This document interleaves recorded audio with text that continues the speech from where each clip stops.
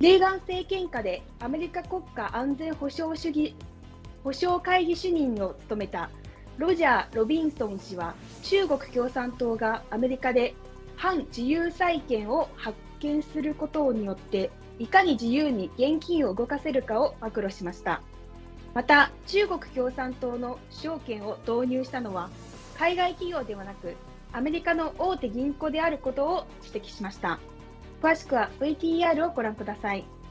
And I hope that we, as a committee, follow up on this particular issue. You know, the Department of Treasury's Committee on Foreign Investments in the United States is charged with safeguarding our national security by screening all this inbound foreign investment into the United States to make sure that there's not those connections that will be harmful to the United States. Congress has long considered, what do we do to modernize CFIUS? What do we do to make sure we are addressing these modern challenges to what was supposed to be a committee that protected our technology and how those investments were taking place here? We know recently the Treasury Department determined that CFIUS didn't have jurisdiction to review a PRC firm's transaction of land near an Air Force facility in North Dakota. Let me get your perspective. What CFIUS reforms do you think we could most rapidly put in place to accelerate our ability to review PRC state-directed investment in the United States? Secondly, do you think we have the tools necessary to do sufficient due diligence on second and third tier companies, on shell companies, and the effort by China to circumvent the controls in CFIUS that at best are lacking? How concerned are you about the potential gaps that we see today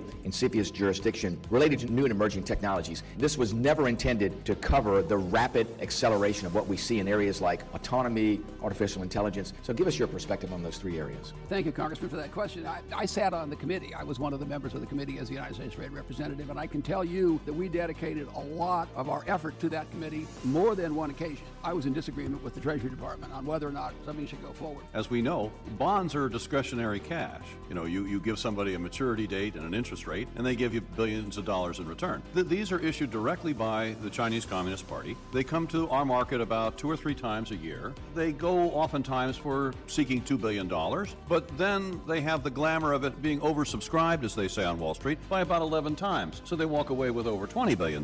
You do this 3 times, you got $60 billion, and it's just to kind of keep the seat warm in the United States. They're led by our largest banks. You know the names very well. So it's not as though these are foreign entities that are bringing them to market. The problem is, again, is discretionary cash. I call them anti-liberty bonds. Remember, it was our sovereign bonds that helped us win World War I and II.